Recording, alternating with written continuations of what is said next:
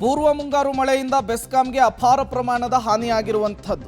ಮೇ ತಿಂಗಳಲ್ಲೇ 3.54 ಕೋಟಿ ಮೌಲ್ಯದ ಉಪಕರಣಗಳು ಹಾಳಾಗಿದೆ ಅನ್ನೋದು ಗೊತ್ತಾಗ್ತಾ ಇದೆ. 1581 ವಿದ್ಯುತ್ ಕಂಬಗಳು, 229 ಟ್ರಾನ್ಸ್ಫಾರ್ಮರ್ಗಳು, 1.46 ಕಿಲೋಮೀಟರ್ ಉದ್ದದ ವಿದ್ಯುತ್ ತಂತಿ ಕೂಡ ಹಾಳಾಗಿರುವಂಥದ್ದು. 46 ಡಬಲ್ ಪೋಲ್ ಸ್ಟ್ರಕ್ಚರ್ಗಳಿಗೂ ಕೂಡ ಹಾನಿಯಾಗಿದೆ. ಇವುಗಳನ್ನು ಸರಿಪಡಿಸುವುದಕ್ಕೆ 4.09 ಕೋಟಿ ರೂಪಾಯಿ ಬೆಸ್ಕಾಂಗೆ ಎಕ್ಸ್ಟ್ರಾ ಹೊರೆ ಆಗ್ತಾ ಇದೆ ಅನ್ನೋದು ಗೊತ್ತಾಗ್ತಾ ಇದೆ. ಇದು ಕೇವಲ ಪೂರ್ವ ಮುಂಗಾರು ಮಳೆಗಾಗಿರುವಂತಹ ಹಾನಿ. ಮುಂದಿನ ವಾರ ಮುಂಗಾರು ಎಂಟ್ರಿ ಆಗ್ತಾ ಇದೆ. ದೊಡ್ಡ ಪ್ರಮಾಣದಲ್ಲಿ ಮಳೆ ಬರುತ್ತೆ, ಮಳೆ ಹಿಡ್ಕೊಳ್ಳುತ್ತೆ.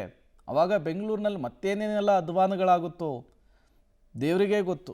ಈಗ ಬೆಸ್ಕಾಂ ಕೂಡ ಆಗಿರುವಂತಹ ಸಮಸ್ಯೆಯನ್ನು ಸರಿಪಡಿಸಿಕೊಳ್ಳುವಂತಹ ನಿಟ್ಟಿನಲ್ಲಿ ಮುಂದಾಗ್ತಾ ಇದೆ.